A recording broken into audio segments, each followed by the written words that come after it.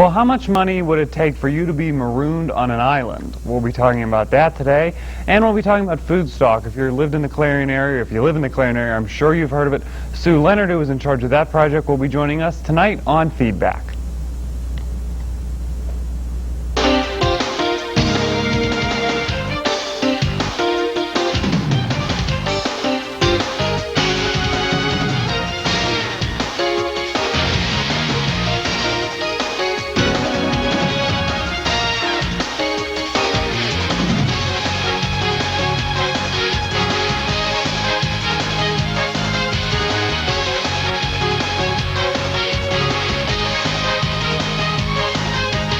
Good evening, I'm Mark Despotakis, and welcome to tonight's edition of Feedback. As I said, coming up later in the show, we're going to have Sue Leonard, who is in charge of the Foodstock project, which I'm sure you couldn't have missed during this year's Autumn Leaf Festival. We'll be talking about that.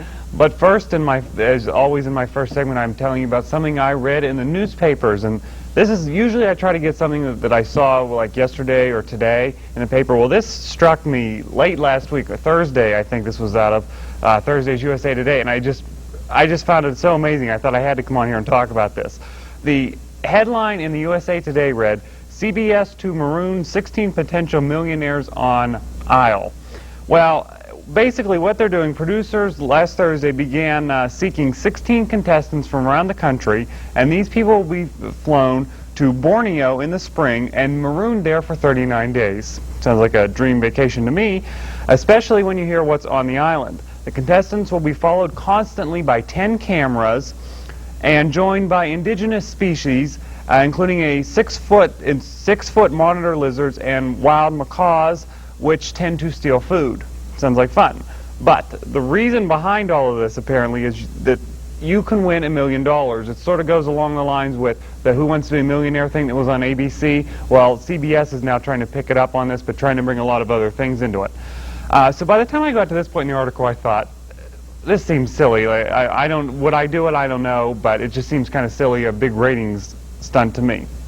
But then I read on and I found something that was really interesting. Survivor is going to be the name of the show. Is a less physical endurance contest than a sociological experiment. So this is where I started to get intrigued. What's going to happen is at the end of each episode, which is going to be an hour long, the group will hold what they're going to call tribal councils.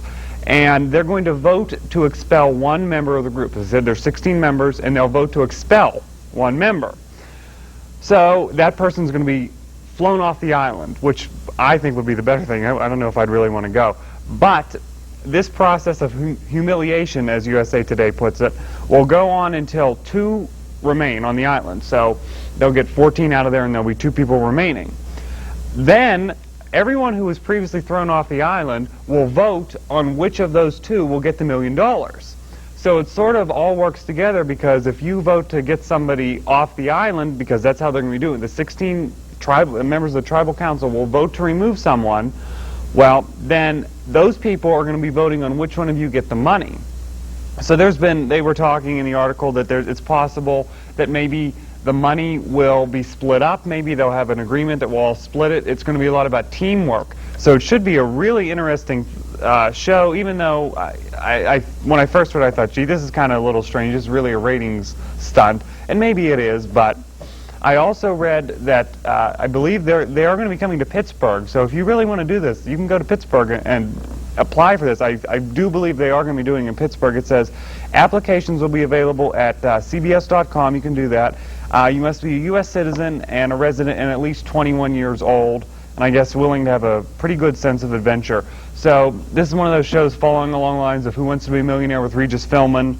But 10 cameras are going to be on the island following them around. So, I mean, if nothing else, it'll be interesting just to see how they live on the island. So just thought I'd pass that along to you. Look for that coming up in the spring. What we'll do now is we're going to take a break, and when we come back, Sue Leonard from Foodstock will be joining us.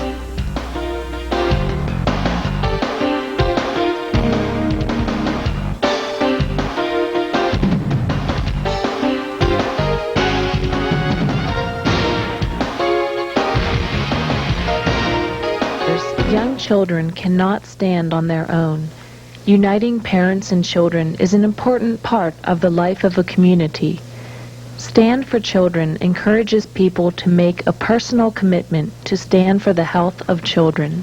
300,000 Americans marched in Washington, D.C. last June to support Stand for Children Day. Stand for Children seeks to lift the belief that children need our help to stand.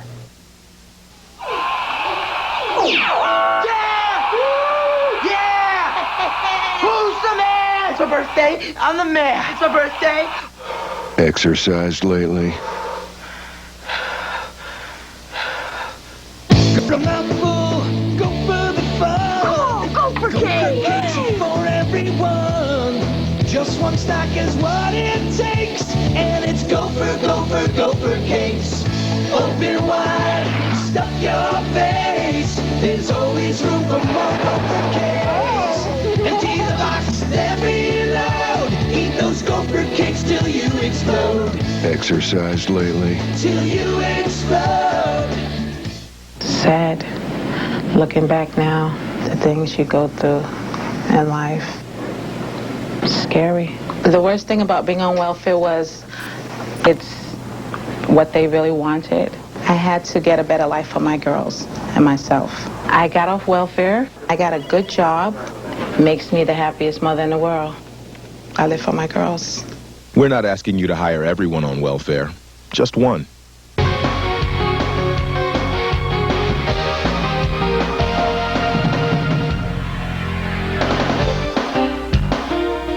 Welcome back to Foodstock. In just a minute, we're going to be talking to Sue Leonard, who was the chairman of Foodstock. Here, we're going to be doing that tonight here on Feedback. But first, what we want to do is show you a story that I did last week during the Autumn Leaf Festival, or was that 2 weeks ago? I think it was 2 weeks ago. During the Autumn Leaf Festival, just as sort of a recap of the festival. Take a look. The 46th Annual Autumn Leaf Festival kicked off this past weekend with its usual wide variety of foods and activities. You can still find your favorite events that return each year, but there are also some new things to check out, especially Foodstock, which benefits Clarion County food banks. Starts at 5 o'clock Thursday and continues on a 24-hour marathon until 5 o'clock on Friday. So we're urging everybody who comes into town to bring at least one non-perishable food item to Foodstock 99 because it's a great benefit. Well, the rain did arrive late this afternoon, but that didn't put a dampering on any of the festival's events. Pretty ominous right now. Yeah, we've really lucked out so far, though, because they were calling for rain earlier in the week, and it's been passing us. And actually, I just spoke with the Weather Center, and they said that it's actually going a little bit north of us. So maybe we'll just catch the tail end, and it'll rain tonight, get it all out of the way, and the rest of the week looks really good.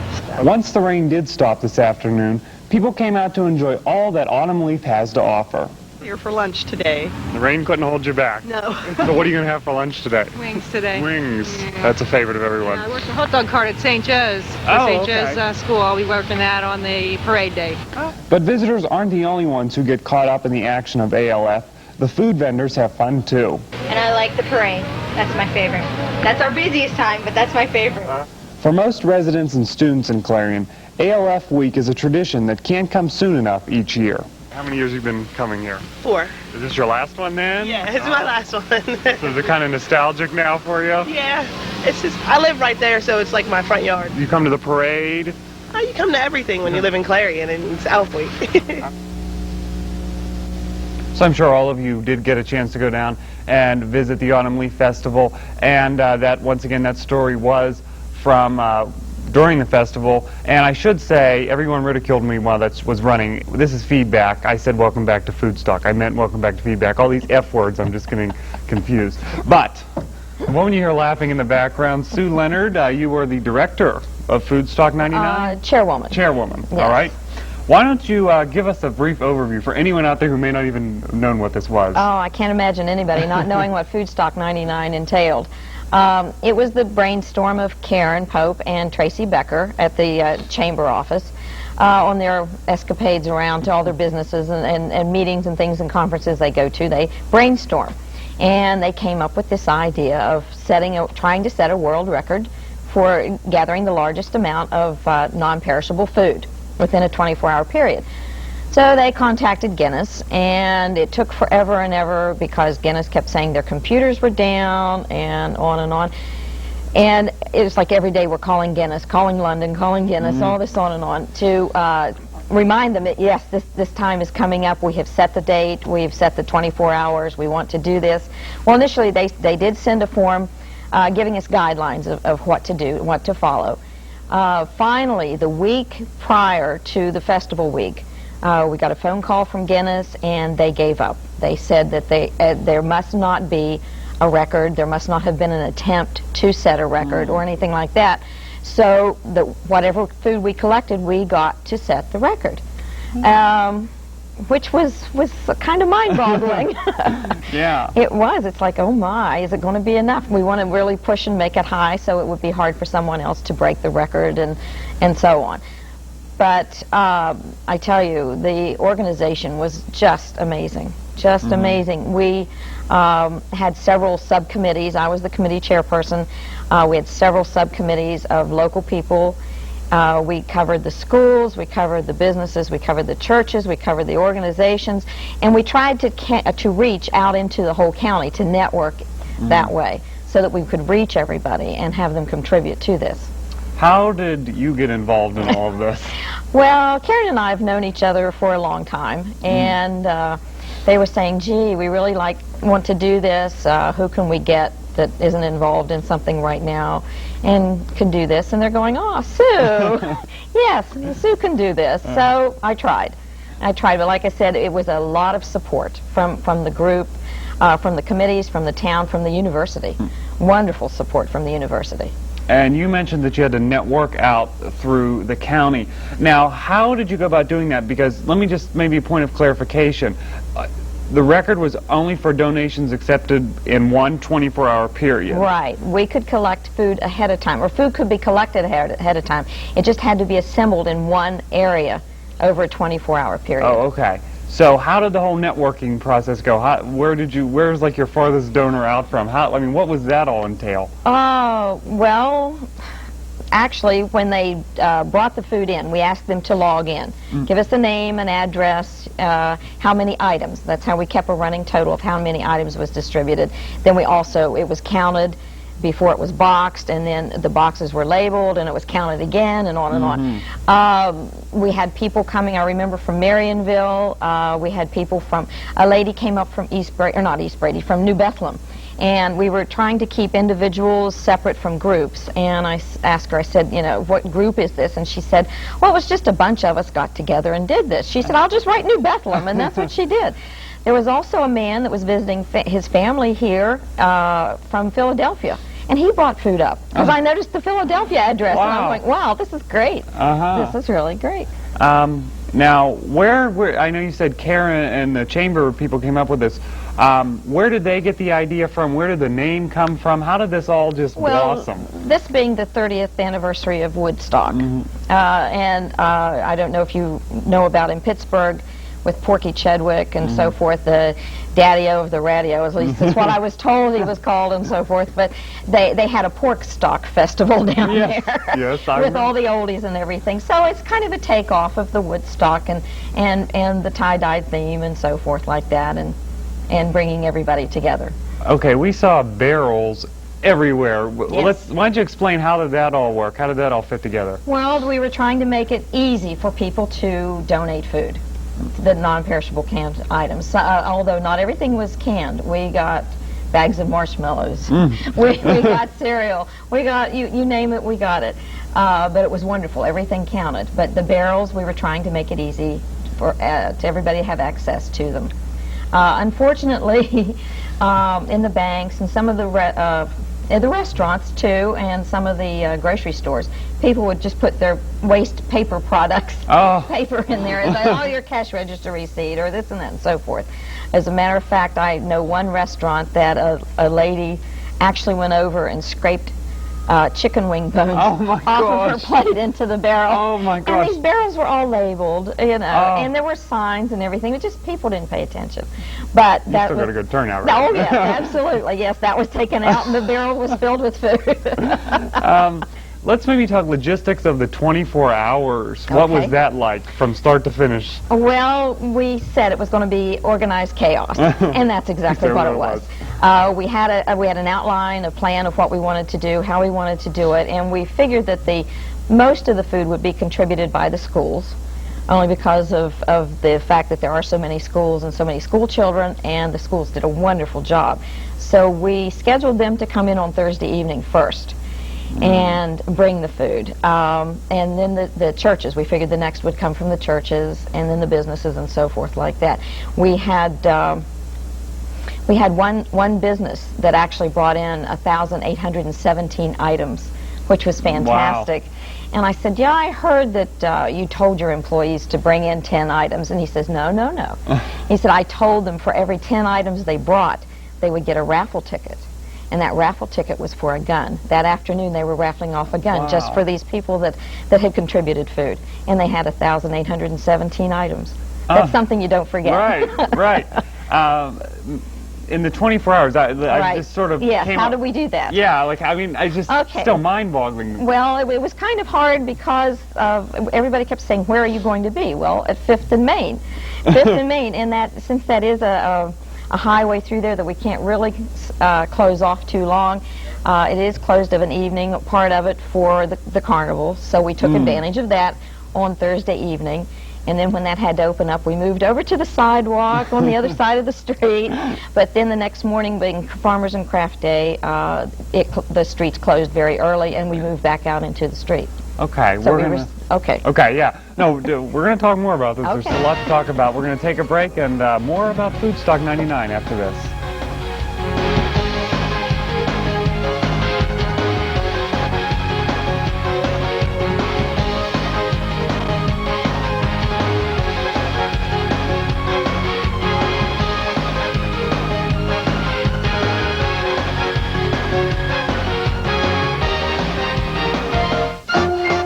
Introducing new frequent phone hours. Use the phone just 8 hours a week and get this free phone cradle.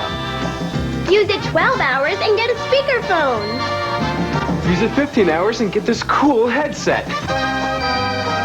Or stay on the phone 20 hours a week And get a pasty complexion. flabby body, and a great new nickname at school. Exercised lately?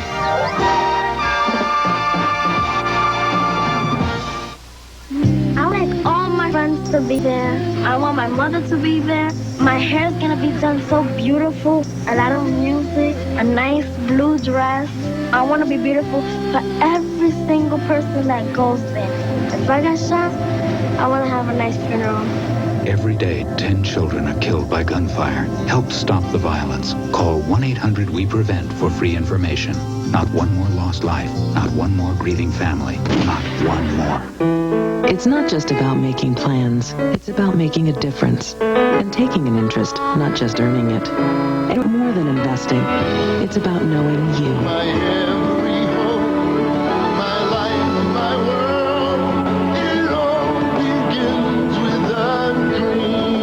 Jones, investing in you and your dreams. In Clarion, see Gary Martin, located on Main Street. Phone 226-7896. And we're back on Feedback, talking with Sue Leonard, the chairwoman of Foodstock 99. Yes. All right, before the break, we were talking about the 24-hour time period. Right. How about volunteers in that time period? How was that logistically during that time with all the people? I'm sure you had a mass number of people there. Yes, but it was wonderful. We had tried to line up the most volunteers at the very beginning at 5 o'clock on Thursday evening. And as it turned out, that we definitely needed them. Even though everybody got the same instructions and asked directions on how to prepare the food and count it and box it and so forth, not everyone followed that, but we still got the food. So therefore we had to have the volunteers to sort it by type of food, and then to count it and to log it and box it and so forth.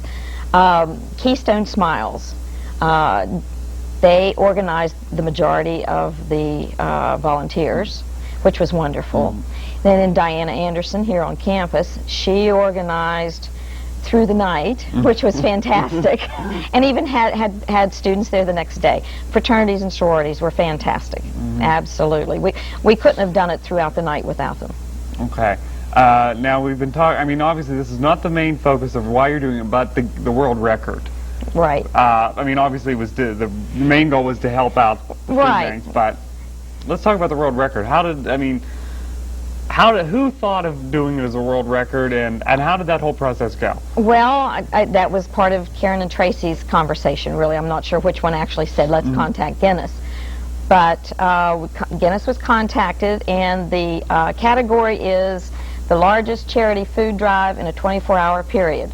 And it has to in one place, assembled in one place. Guinness gave guidelines. Everything had to be documented. Everything that's in the newspaper, all sorts of pictures. We did videos. And we had to have accountants there to verify the count and the total and so forth.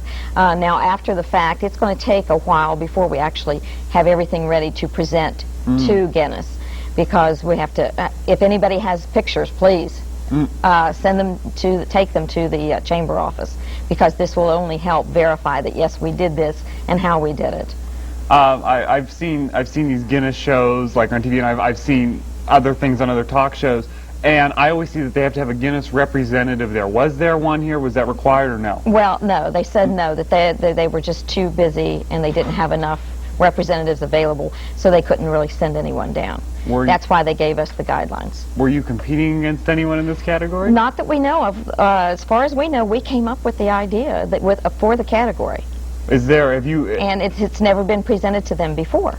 And do you know, like, if there was a charity food drive maybe that wasn't just specifically 24 hours? No, they could tell us nothing. They could find nothing that had been attempted before. So following their guidelines, do your best shot. Clarion's the trendsetter on this one. Yes. Well, and we hope to do it year after year after year, because it's only going to get bigger and better now that there's more awareness to the public. Because I noticed on that Friday with the Farmers and Crafts Day, I noticed several families or people that would go by and they would see us and like, oh, what's going on, when they realized what was happening. It's like, oh, gee, I'm sorry. We had one lady said, where's the nearest grocery store? She was from out of town. So we told her how to get to one without too much trouble. It took her 20 minutes to go 5 blocks. But she came back with 2 bags of groceries. Oh, wow. Which was wonderful. She said, I'm not sure what here. I just spent, X amount of dollars, and here you go. And we did have people that gave us cash donations. And is that counted in the Guinness part? Or did they just want non-perishable foods? They just wanted the non-perishable food. The monetary donations, we contacted local grocery stores, and then it was spent. Oh, okay. And the receipts were kept, and they'll go in with everything we send to Guinness too. And you were saying that this woman came by. Just thinking of what it's like down there, obviously during the festival. And really, this was rather well known. People knew about this. Did you find a lot of people just stopping by and say, "Here, I had a can, right. and I just wanted to give it to you"? Yes, we just asked people to bring 1 can, and very few people brought 1. Most brought several. A lot of them said, "Oh, I just went through my cupboards," and as long as it wasn't expired or damaged, where it couldn't be consumed or you wouldn't want to, then everything was totally acceptable. So, do you have a total at all? Do you know that yet? Well, yes, up on in the courthouse, on the reader board out in front of the courthouse that the chamber takes care of, there it says 38,540. Now, at the very last minute, which we've tried to avoid, but at the very last minute, while we were assembling to get this picture taken, when it was over and so forth, people came up with a couple bags, and there was like 30 more items in there. So they were in hand. So that would make it 38,570. Okay. So where did all this food go? Back to Clarion County. Every item stayed in Clarion County. That was another amazing feat. It really was. Tuesday afternoon at the Bilo parking lot, we distributed the food with lots of help from volunteers. Abraxas was contacted, and they brought down 14 of their boys up there who were wonderful in helping us unload the food. And then Because of the time-wise when we were sorting the food and putting it in the boxes, we didn't really have time or space to load the pallets with just one kind of food. So the pallets had to be broken down, and then the boxes had to be divided up again for types of food. And then once that was done, then we could start distributing. There were 11 agencies and ministeriums, churches, that came and collected the food. And the food was distributed to them. 11 in the county. Wow. And it did go out countywide. And how long did that process take? Well, not as long as you would think. Thankfully, we did have quite a bit of help, not only from Abraxas, but from other people in the town. It was scheduled from 1 to 5, and I got there between 12:30, quarter to 1, somewhere there, and people were waiting for the food. I had tried to warn them ahead of time that the food was not sorted to be distributed, that it would probably be 2 o'clock when they got it, and it was right about 2 o'clock when we first started loading. The first trucks went through. As a matter of fact, we didn't get all the food off of the trailer before we ran out of space. And we kind of had a corridor with the trucks lined up, the pickup trucks going down through there, and okay, give them so many of this and so many of that until they got through and the truck was full and somebody else went through. And then we told them, come back later, we'll probably have more. And we did. We started giving out 8 cases or boxes, mainly boxes of items, except for the peanut butter, of which Smucker's was wonderful, donating lots of peanut butter, and they got 15 each one.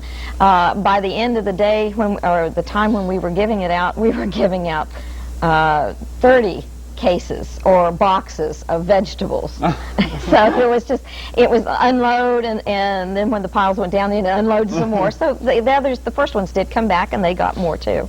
More of their share. How was it decided what the share for each individual group was? Well, we knew we had 11 that would be there.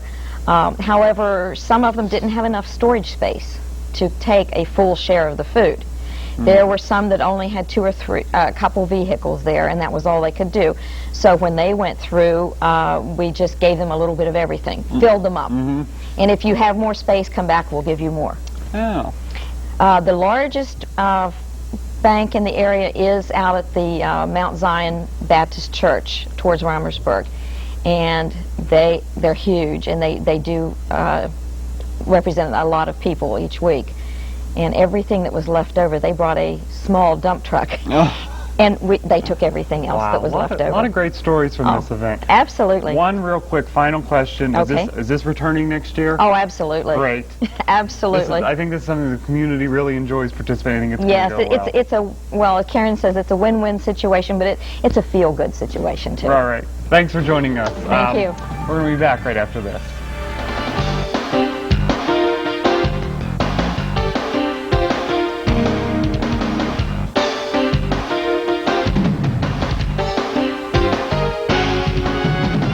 Out from the crowd is easy when you stop in at Fashion Bug, located in the Clarion Mall. Whether you're looking for junior trendy, girls, or fashion for women, they have it all with many different styles.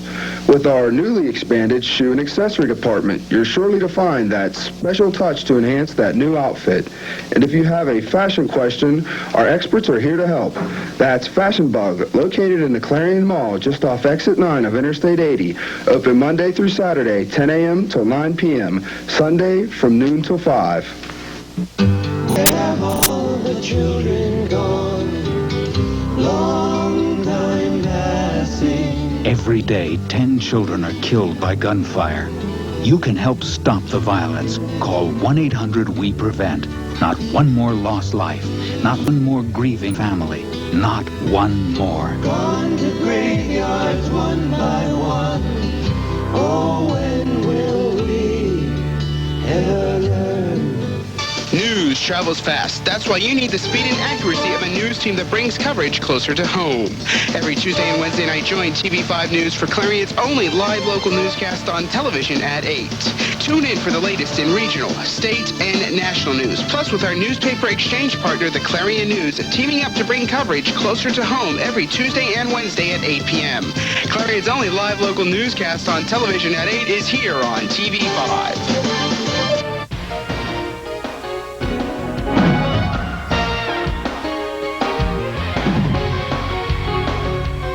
And we are back. We've just been sitting here telling stories during the break because this Foodstock 99 was such a great event. But that's all the time we have for today. We want to once again thanks to Leonard for joining us, and we will see you next time on Feedback.